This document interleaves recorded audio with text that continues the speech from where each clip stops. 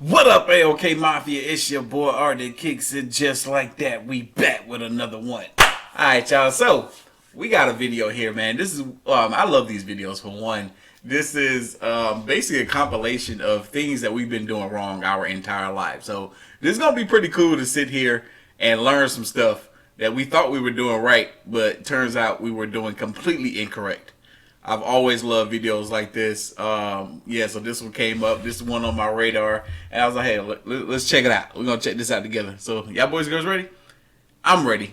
This video is titled 10 Things That We've Been Doing Wrong. Or you've been doing wrong your whole life. Y'all ready? I'm ready. Let's go. Hi everyone. We are surrounded by a lot of stuff. Usually these are things that we just use like our parents taught us to. But what if we tell you that these things can be used in different ways? What if we told you that all this time you were peeling vegetables, eating chicken wings, and using the oven the wrong way? What if... Alright, so I learned about the chicken wing thing. And I still eat chicken wings the same way. Even though I learned the little trick to eat the chicken wing. You gotta, break the bone, and then you can pull the bone out of the chicken wing. You just eat all the good old meat. I just went right back to eating it the way I was before. Well, let's take it one step at a time. Let's get it on. Oh, this is about to be good. Peeling vegetables. Since mankind invented a special device for peeling vegetables, the cooking process and life in general has become much easier, but it looks like there's still room for improvement. However, you don't need to invent something new or buy some weird devices the telemarketers are promoting. A regular knife for peeling vegetables will do. Seriously, just take a closer look at it. See the two blades? Turns out that you can use both sides of a knife to peel vegetables. This makes vegetable peeling much more effective. It saves time as you don't need to make unnecessary movements. Oh snap!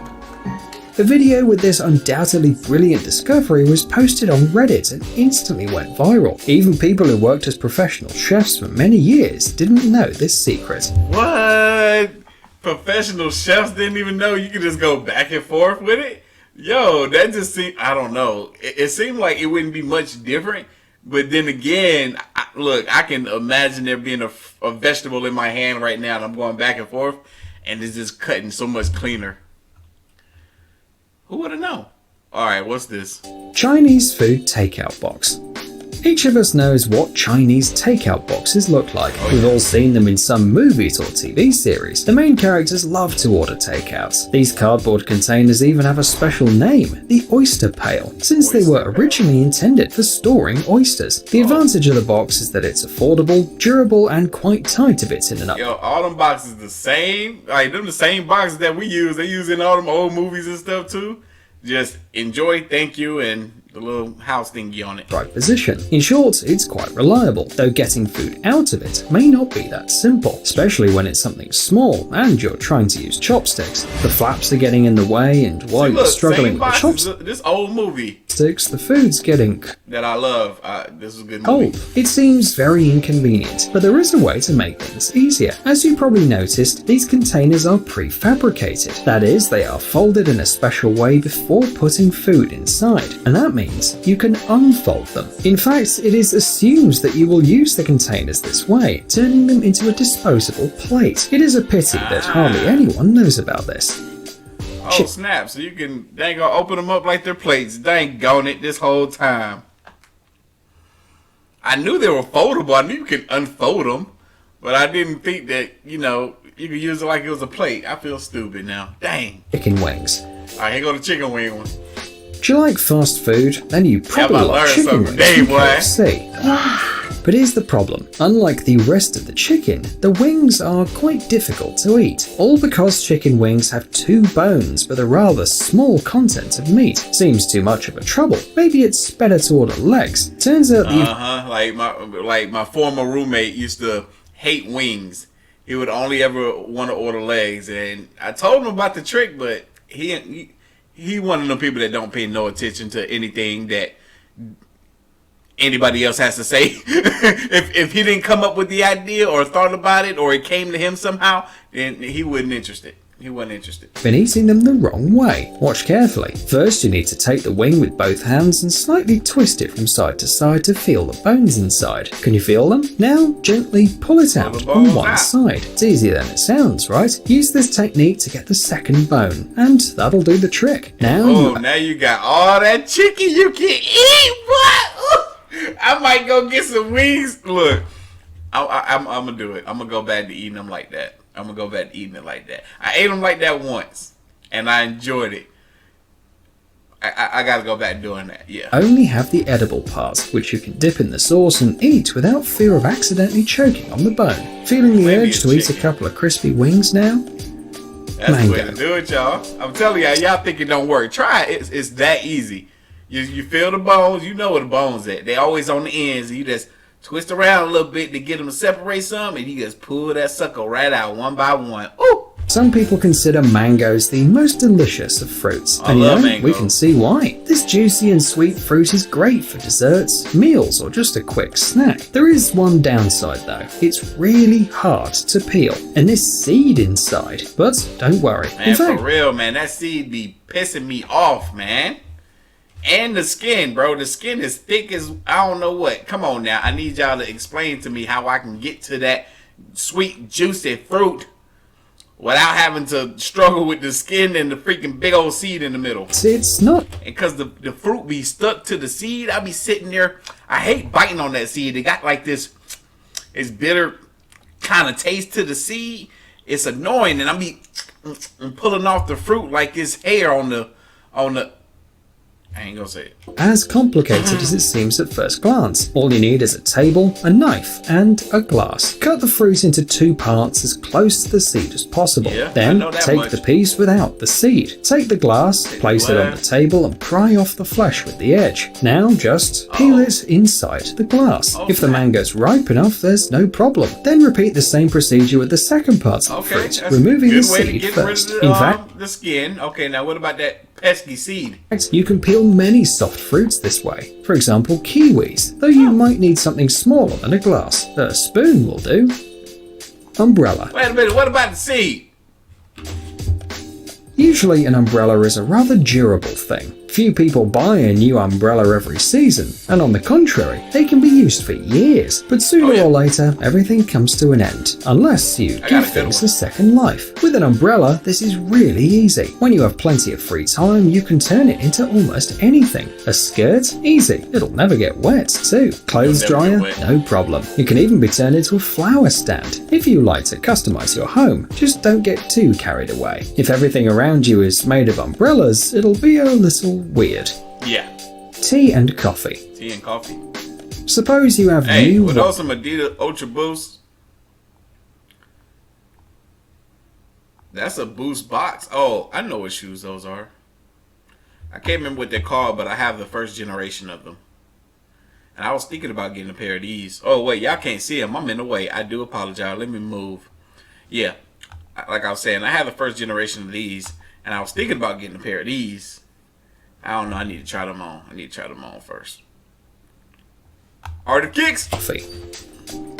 Suppose you have new white sneakers, but for some reason you want them to have a different colour. White ones do get dirty pretty quickly, and whatever the reason, regular tea or coffee can help. You only need to brew them in a bowl large enough for your new shoes to fit in, and the rest is simple. You stuff your new beautiful white shoes right in there. That is, you are doing something that your mother probably told you never to do. Depending on the brand of coffee, the resulting colour might be different. Actually, the result is pretty impressive. Seriously, it looks beautiful. You can also use tea of different varieties or other drinks. But if you want to repeat this experiment, try to make sure that the owner of the shoe doesn't mind.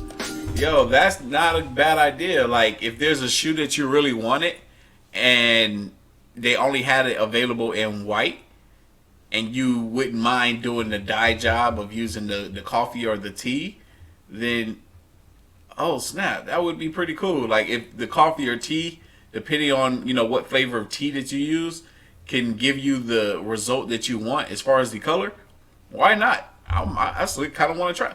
Yo, I have a, you know what? Let's do a giveaway.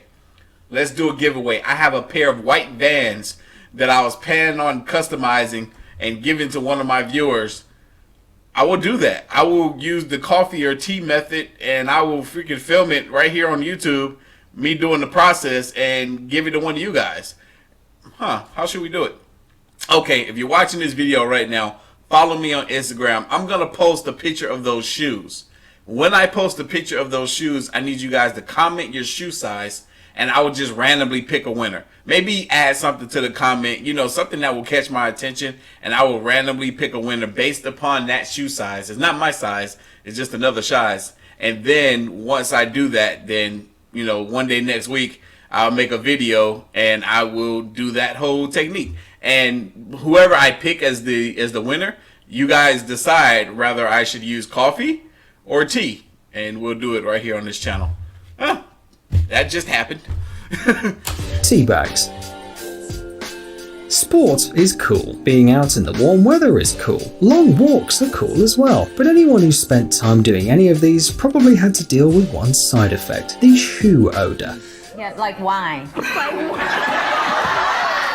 Sometimes it can be so unbearable that your eyes water. Of course you can use deodorant, but what if you don't have it with you? Oddly enough, ordinary tea will come to the rescue. Really? Brew black tea bags in hot water, one bag for each sneaker or shoe. In a couple of minutes you can take them out, squeeze the water out a little if necessary, cool them and put them inside the shoes. They'll need about an hour to deal with the bacteria causing the unpleasant smell. The only thing then left to do is to pull out the bags, wipe the tea residue off, and leave the shoes in the fresh air to dry. However, not only tea can help to deal with the unpleasant smell. So you can get a now you got a dago a jug of tea, and your shoes are fresh. That's okay. That works. That works. Obviously, you gotta make the tea first before you can put the tea bags in the shoe. Or should I say, drink it? Because some of y'all nasty. Y'all would have did the opposite. You know what I mean? Tea litter works fine too. It's simple. Put the litter in the shoes and leave them for a night. If necessary, do it again. But most importantly, don't forget to put your shoes somewhere far away from your pet. Who knows? What if it decides to use the litter for its intended purpose? Right. Warming drawer. Warming drawer. If you own an electric or gas stove with an integrated oven, then you've probably noticed the drawer at the bottom. Most people, no matter their age, use it for storage of various baking dishes, forms and other bulky things, which are then placed in the oven. It seems that this is done in all countries over the world, but this drawer under the oven is actually not used for its intended purpose. It's actually intended for storage, but not of dishes. The inventors of modern kitchen stoves assumed that it would be used for cooked food, the dishes that are about to be served. For example, you've just... Oh, that makes so much sense. Wait, is it hot in that drawer though? Because if it's not, then it won't do me no good to put the food down there. But if it's gonna stay warm in there, then I can keep my food warm that I've already prepared while I'm cooking the other portion of the meal. I gotta see if my stove has that. It had it in my last apartment, but we never used it. We should have used it.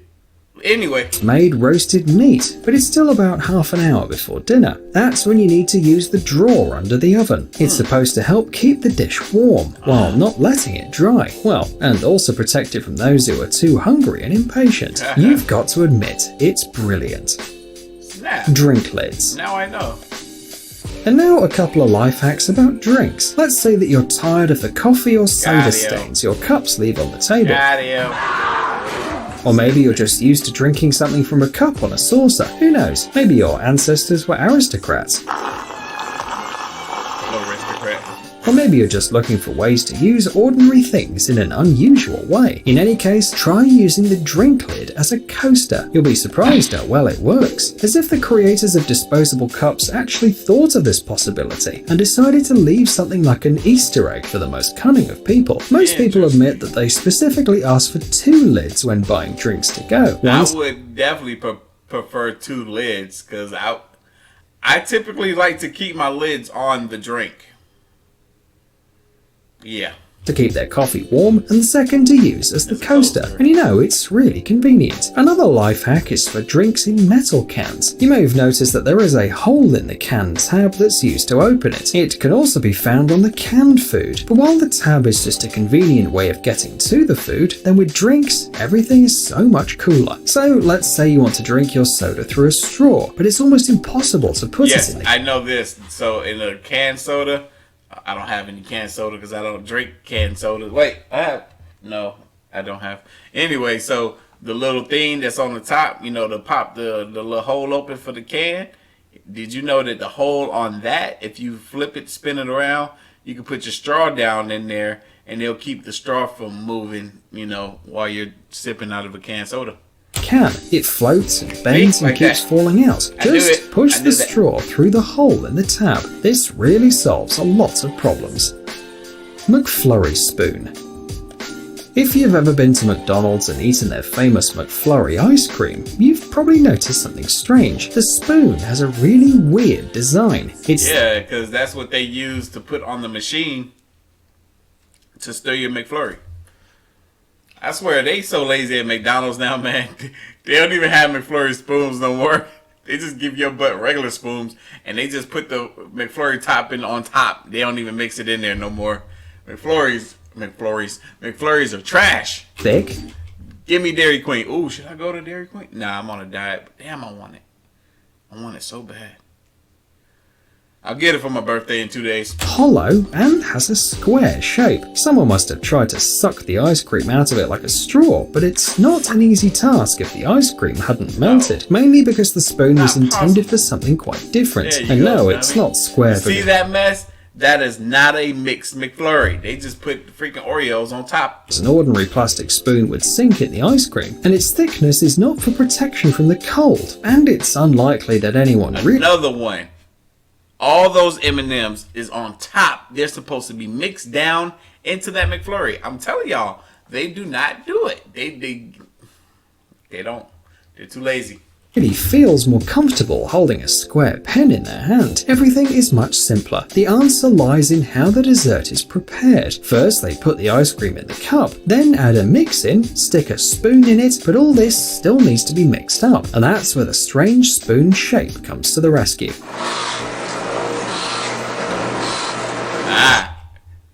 I see why now. I see why they don't use this machine at McDonald's. You see how difficult that junk look? And depending on the texture of the ice cream, that junk probably make a mess and be extra hard to get that ice cream to act right. Shape comes to the rescue. Watch. It's not spinning all quick like they showed in that little demo earlier. That junk is spinning slow and hard. And then all the ice cream gonna be stuck to the spoon, but heck, I mean, that's the spoon the customer using. You need to go back in there and put some more Oreos after you do that mess. The spoon clips into a special machine, which basically spins the spoon to mix the confection. It's simple. Psst, dude, are you looking for new technology? I'm calling boo-boo on the McFlurry machines. I'm calling boo-boo on the McFlurry machines. But anyway, y'all look. Y'all know what time it is, man. If you like this reaction, hit that like button, hit that subscribe button. Stay tuned for more. As always, the link to the video is going to be down in the description box below. If you haven't already, make sure you follow your boy right here on the Gram Man, Twitter at Artofkickz. And, yeah, so what did y'all learn from this? Are y'all going to try any of the stuff that, you know, was in this video? Or are y'all just going to be like, you know what, I'm going to keep doing everything I've been doing. I'm telling y'all to try that wing one at least. At least try that wing one. There's a few of these that I need to try. But anyway, to the next one. I keep forgetting.